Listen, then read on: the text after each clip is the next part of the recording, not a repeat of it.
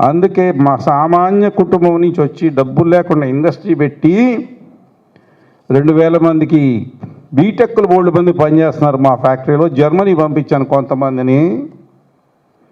ఇవన్నీ ఎందుకు చేయగలిగానంటే నా స్కౌట్లో నేర్చుకుంది. Be prepared.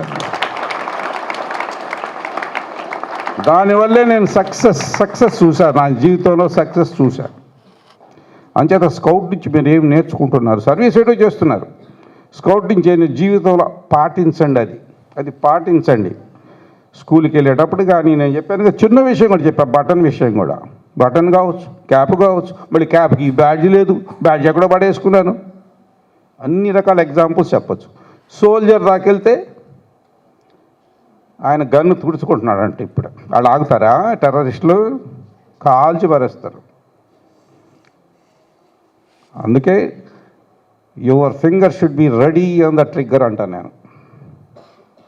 దాన్ని ఎగ్జాంపుల్గా చెప్తున్నా మీకు. భరతమాత కోసం, ఈ దేశం కోసం మనం పనిచేయాలి. సమాజం కోసం పనిచేయాలి. కుటుంబం కోసం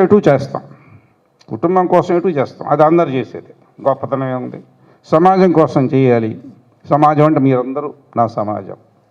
సమాజంలో నేను కూడా ఒకడిని. మీరందరూ నా సమాజమే. అలాగే దేశం కోసం చేయాలి. ఆ స్థాయికి వెళ్ళిపోవాలి. మన మనస్సు ఆలోచన ఏది చేస్తుందో, ఎటువంటి ఆలోచనలు చేస్తుందో అదే అవుతావు నువ్వు.